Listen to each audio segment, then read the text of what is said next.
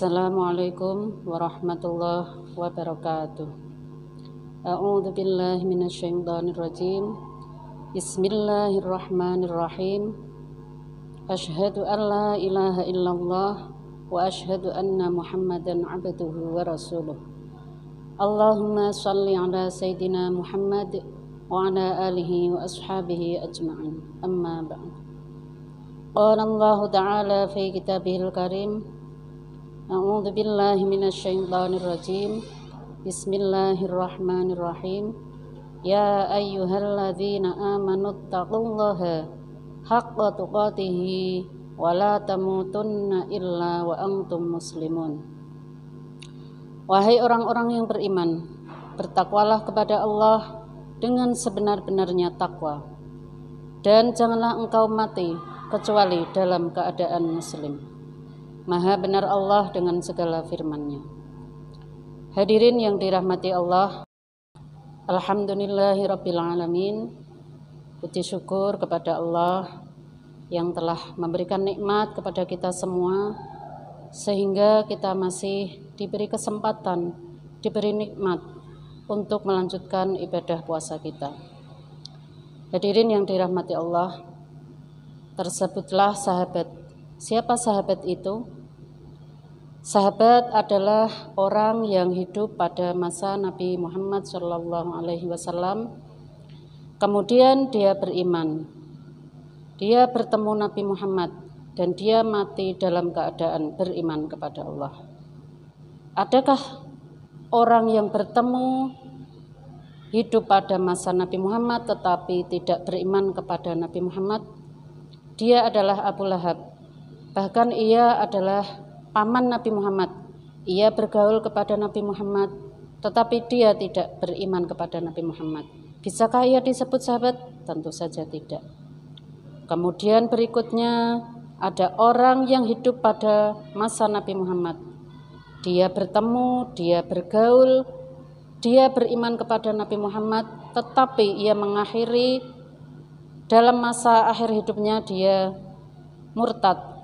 Dia tidak memutuskan tidak beriman kepada Allah di masa akhir hidupnya.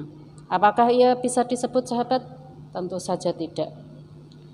Kemudian ada seorang sahabat, ia bertemu Nabi Muhammad, hidup pada masa Nabi Muhammad, ia beriman. Dia adalah Alqamah. Di setiap kali jamaah sholat Nabi Muhammad, ia selalu berada di baris belakang Nabi Muhammad. Kemudian apa yang terjadi pada sahabat ini? Tersebutlah dia adalah Alqamah. Siapa Alqamah?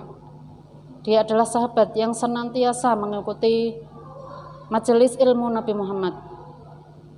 Kemudian pada masa akhir hidupnya, ia dibimbing, didoakan Nabi Muhammad untuk mengucapkan, untuk bersaksi la ilaha illallah. Tetapi mulut, lisan, lidah Alqamah ini hanya bisa mengucapkan lafal la saja. Mengapa demikian? Kemudian Nabi Muhammad mengatakan kepada para sahabat, coba dicari, adakah anggota keluarganya? Kemudian para sahabat menjawab, tidak ada wahai Rasulullah. Coba cari ayahnya, adakah ayahnya? Para sahabat menjawab, tidak ada wahai Rasulullah. Kemudian carilah ibunya. Kemudian sahabat mencari ibunya dan ditemukanlah ibunya. Dikatakan kepada ibunya, wahai ibu, ini Alqamah sakaratul maut. Kemudian ibunya mengikuti para sahabat untuk melihat keadaan Alqamah. Setelah bertemu Nabi Muhammad, kemudian Nabi Muhammad mengatakan kepada ibunya, wahai ibu, ini kondisi anakmu. Ia sakaratul maut tetapi ia kesulitan untuk berikrar la ilaha illallah. Maukah engkau memaafkan ia wahai ibu? Kemudian ibu Alqamah menjawab, tidak. Saya setengah hidup melahirkan Alqamah. Saya setengah mati merawat mendidik Alqamah, tetapi ia sungguh menyakiti hati saya. Kemudian Nabi Muhammad mengatakan kepada para sahabat, wahai sahabat, kumpulkanlah kayu, nyalakan kayu itu. Kemudian hendaklah Alqamah ini dilempar. Nabi Muhammad mengatakan kepada ibunya, sekali lagi wahai ibu, benarkah engkau tidak mau memaafkan Alqamah? Kalau memang ibu tidak berkenan memaafkan Alqamah, kita akan membakar Alqamah.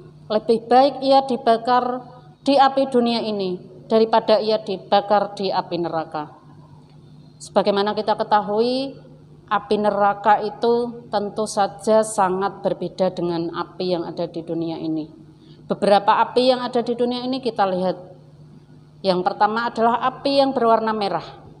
Apa itu api berwarna merah? Misalnya kita lihat ada orang sedang membakar sampah, itu apinya berwarna merah. Kemudian api itu dipanaskan selama 1000 tahun. Berubahlah api merah itu menjadi api biru. Api biru yang kita lihat dalam keseharian kita, api yang berasal dari gas LPG itu berwarna biru. Kemudian api berwarna biru ini dipanaskan lagi selama 1000 tahun. Berubahlah menjadi api putih. Api putih inilah yang digunakan di perusahaan-perusahaan besar untuk membakar logam. Kemudian api putih ini dipanaskan lagi selama 1000 tahun. Berubahlah ia menjadi api yang berwarna hitam. Inilah api hitam adalah api yang ada di neraka.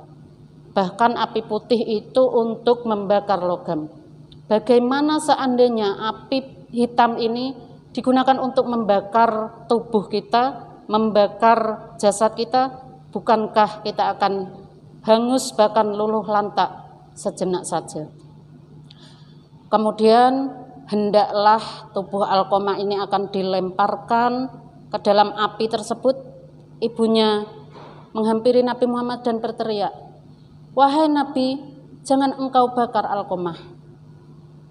Tidak seberapa rasa sakit hatiku daripada aku mengandungnya, daripada aku merawatnya. Kemudian Nabi Muhammad mengatakan, benarkah wahai ibu engkau memaafkan Alqamah? Iya, aku memaafkan Alqamah. Kemudian Nabi Muhammad menuntunnya membaca ikrar la ilaha illallah. Kemudian apa yang bisa kita ambil hikmah dari Alqamah ini? Bahkan ia adalah seorang sahabat, bahkan ia didoakan oleh Nabi Muhammad, tetapi di masa akhir hidupnya ia tidak bisa berikrar la ilaha illallah. Mengapa? Karena ia tidak berbakti, karena ia durhaka terhadap ibunya. Hadirin yang dirahmati Allah, kemudian apakah hal yang harus dilakukan sebagai orang tua dalam mendidik anak-anaknya? Adakah dari kalangan bukan sahabat, bukan nabi, tetapi ia berhasil mendidik anaknya? Dia adalah Luqman Al-Hakim. Bahkan Allah menyebutnya, menjadikannya surah dalam bagian surah dalam Al-Quran. Hadirin yang dirahmati Allah, apa yang dilakukan Luqman untuk mendidik anak-anaknya? Dalam Quran surat Luqman, Allah menyebutkan, la tusyrik billah, ya bunayya la tusyrik billah, wahai anakku, janganlah engkau sekutukan Allah. Di sini yang harus ditekankan adalah pendidikan akidah, pendidikan keyakinan kita kepada Allah. Apa akidah tersebut? Rezeki, maut, semuanya sudah diatur oleh Allah. Kemudian apapun yang terjadi dalam hidup ini, dalam hidup kita, semuanya adalah atas kehendak Allah. Hadirin yang dirahmati Allah, kewajiban sebagai orang tua, tanggung jawab sebagai orang tua yang harus ditunaikan terhadap anak-anaknya adalah yang pertama, memberi nama yang baik. Kenapa memberi nama yang baik? Tentu saja nama yang baik itu akan memberikan doa yang baik juga untuk anak. Kemudian berikutnya, setelah memberi nama yang baik, harapannya supaya baik, kemudian orang tua memberi nama yang baik. Kemudian berikutnya, mendidik dengan baik. Apa yang dilakukan dengan mendidik yang baik? Yaitu dengan cara memberi contoh. Misalkan orang tua mengajak atau menyuruh anak-anaknya, ayo nak sholat, ayo nak baca Al-Quran, tetapi orang tua tidak memberi contoh. Nah, ini akan tidak efektif ketika kita menasihati anak untuk melakukan kebaikan jika orang tua tidak terlebih dahulu memberi contoh. Kemudian setelah memberi nama yang baik, memberi contoh yang baik, kemudian apa yang dilakukan? Berikanlah makanan yang baik, makanan yang halal. Kenapa makanan yang halal? Karena makanan halal ini akan mempermudah anak untuk berbuat atau terdorong dalam hatinya itu lebih mudah, lebih suka, ringan untuk melakukan hal-hal yang baik. Kemudian setelah ikhtiar kita sebagai orang tua memberi nama yang baik, memberi contoh yang baik, kemudian memberi makanan yang baik, makanan yang halal, kita pasrahkan kepada Allah. Kita berdoa, memohon apa yang sudah kita ikhtiarkan supaya anak-anak kita menjadi anak yang sholih, sebagaimana doa yang tertulis dalam Al-Quran, Rabbi habli minas sholihin, Rabbi habli minas sholihin, Rabbi habli minas sholihin. Hadirin yang dirahmati Allah, sedikit kajian kita pada pagi hari ini semoga membawa manfaat untuk kita semua. Wal afu minkum. Wassalamualaikum warahmatullahi wabarakatuh.